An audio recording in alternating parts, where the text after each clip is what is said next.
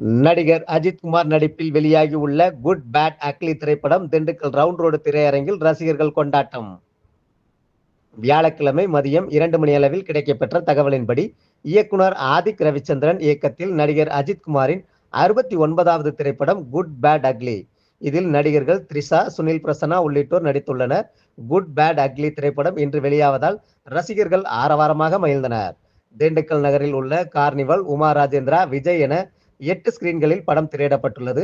அதேபோல் மாவட்டத்தில் உள்ள சின்னாலப்பட்டி, வத்தலக்குண்டு, பழனி, ஒட்டஞ்சத்திரம் என மொத்தம் 12 திரையரங்குகளில் குட் பேட் அக்லி திரையிடப்பட்டுள்ளது. குட் பேட் அக்லி திரையிடப்பட்டுள்ள திண்டுக்கல் ரவுண்ட் ரோடு உமா ராஜேந்திரா திரையரங்கம் முன்பு ரசிகர்கள் பேனர் வைத்து பட்டாசு வெடித்து ஆட்டம் பாட்டத்துடன் கொண்டாடி வருகின்றனர்.